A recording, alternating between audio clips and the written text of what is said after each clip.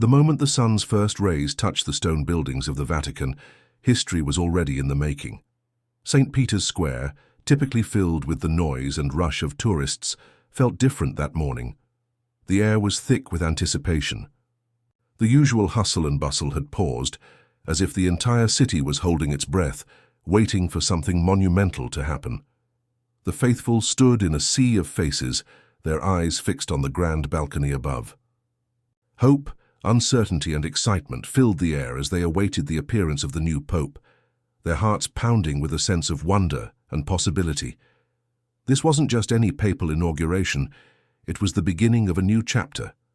One that would rewrite history. Pope Louis I, the first Asian pontiff, had emerged.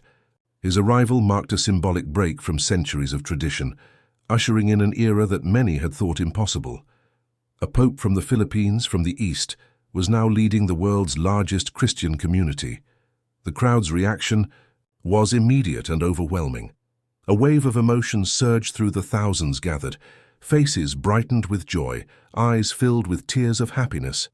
As Louis I, the former Cardinal Luis Antonio Tagle, raised his hand to bless the crowd, the moment felt like a serene pause in time, a connection between him and the faithful that transcended the grandeur of the ceremony. Louis I's simple gesture was profound. His warm smile and the quiet strength in his eyes told a story of deep faith, compassion, and leadership. But even as the world celebrated, a secret simmered beneath the surface, a hidden pact that could change everything. As the first rays of sunlight broke through the morning sky, they seemed to herald not just the beginning of a new day, but the beginning of a new era for the Catholic Church. For centuries, the papacy had remained firmly rooted in the West, steeped in tradition, history, and rituals. But now, as the world watched, the Vatican had taken an unprecedented step. The election of Louis III was not just a change of the person at the head of the Church. It was a sign of something deeper, something transformative. Behind the ceremony, whispers of a pact, negotiated in the shadowy halls of the Vatican, began to spread. There were rumors of agreements between the Church and powerful religious leaders from the East, of strategies to unify the world's major faiths, to bridge divides, and heal wounds that had persisted for centuries. These rumors sparked both excitement and fear. The stakes were higher than ever. If the rumors were true, the path forward for the Catholic Church was uncertain. Would the agreement bring about unity, or would it divide the faithful? Only time would tell, but the whispers could not be ignored. Luis Antonio Tagle's background made him the perfect choice to bridge the gap between East and West. Born in Manila, Tagle grew up immersed in the rich Catholic traditions of the Philippines. From a young age, he displayed not only intelligence, but also a deep empathy and compassion for others. As he advanced through the ranks of the Church, his commitment to social justice and advocacy for the marginalized became clear. He spoke out against inequality, poverty, and corruption, and his work resonated with people across the globe. In 2011, his appointment as Archbishop of Manila catapulted him onto the world stage. His leadership embodied the dynamism and global reach of the Catholic Church in the 21st century. When Pope Francis elevated him to the College of Cardinals in 2012, many saw it as a sign of things to come, a sign that the Church was preparing for the future. As the world entered a new era, Luis Tagle was seen as a beacon of hope, a leader who could guide the faithful through uncertain times. The death of Pope Francis marked the end of an era, but it also set the stage for the next phase of the Church's journey. The world watched as cardinals from across the globe gathered for the conclave to select a new pope. After days of deliberation, the smoke billowed from the Sistine Chapel's chimney, first black, then white. The news spread like wildfire across the world. The impossible had happened. The Catholic Church had elected an Asian pope. The world was stunned. As Luis Tagle stepped out onto the balcony of St. Peter's Basilica, taking the name Pope Louis I, the crowd erupted in joy. It was a moment that shattered centuries of tradition. A pope from the East, a pope who represented the future, had been chosen to lead the Catholic Church. The weight of history hung heavy on his shoulders. His election was not just a personal triumph. It was a symbol of change, of the Church's willingness to embrace the future and move beyond its historical boundaries. But even as the world celebrated, there were those within the Vatican who were already speculating about the true nature of the conclave.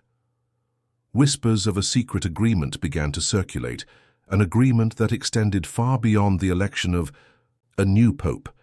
Some spoke of a pact between the Vatican and powerful religious leaders from the East. Others hinted at a broader strategy to unify the world's faiths under a single banner, a move that could change the face of global religion forever. The details of this supposed pact remained a mystery, but the rumors continued to swirl. What was clear, however, was that Pope Louis XI's leadership would not be business as usual. His background and experiences made him a unique figure, a natural bridge between East and West. He was fluent in multiple languages, including Mandarin and Arabic, and had traveled extensively throughout Asia and Africa. His election raised hopes that the Vatican would take a more inclusive, collaborative approach to interfaith dialogue. Many saw in him the possibility of greater cooperation between religions to address shared global challenges such as poverty, climate change, and religious extremism. But what of the secret meetings he had held during his first days in office? Pope Louis XIII had met privately with ambassadors from several nations, including China and Russia. He had also dispatched envoys to religious leaders in India and the Middle East. What were these meetings about? What promises had been made behind closed doors? The world waited, but the Pope remained silent, leaving everyone to wonder what his true intentions were. The reactions to his papacy were mixed. In his home country of the Philippines, there was jubilation. The streets were filled with celebrations, traditional music, and colorful parades. The election of Pope Louis XIII was seen as a proud moment for Filipinos, a testament to the global influence of their faith. Across Asia, the news was met with excitement. Many hoped that Louis XIV's papacy would bring more representation for their cultures and traditions within the Church. They dreamed of a future where the Vatican might even consider moving its headquarters eastward, closer to the heart of the world's fastest-growing Catholic population. Elsewhere in the world, reactions were more cautious. Some Catholic leaders expressed cautious optimism, believing that Louis I's leadership could bring about much-needed renewal within the Church. But others were concerned about his progressive views on social issues. Debates erupted over what his election meant for the future direction of the Church. Would Pope Louis XII's papacy be one of unity, or would it spark division? Louis XIII inherited a church in crisis. For centuries, the Catholic Church had been the cornerstone of religious life for millions of people, but it was now at a crossroads. In many parts of the world, secularism was on the rise. Meanwhile, religious extremism continued to threaten global peace. The Church found itself needing to address both the decline of religious belief in the West and the rise of radical ideologies elsewhere.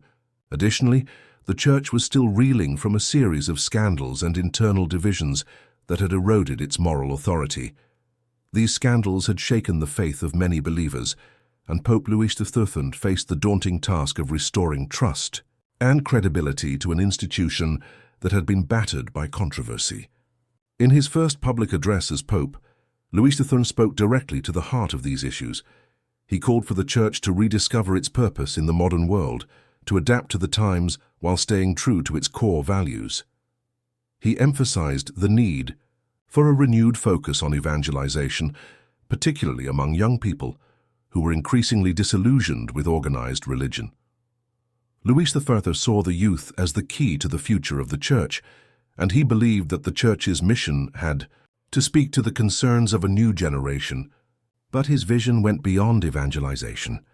He called for the Church to be a voice for the voiceless, to champion social justice and work toward a more equitable and just world.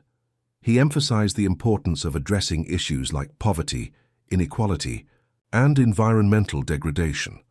For Pope Louis XIV, protecting the planet was a moral imperative, and he called for the Church to take a leading role in promoting sustainable practices and greater stewardship of the earth. The Pope's message was ambitious and far-reaching. It was a call for renewal and reform, a vision of a Church that could bridge the gap between tradition and modernity, that could adapt to the needs of the 21st century without compromising its core beliefs. The journey ahead would not be easy. But with his humility, intelligence, and deep faith, Pope Louis XIV inspired hope that the Church could rise to the challenges of the modern world. In the days following his election, Pope Louis XIV continued to speak in broad terms about his vision for the future. He talked about dialogue, unity, and a return to the Church's core values.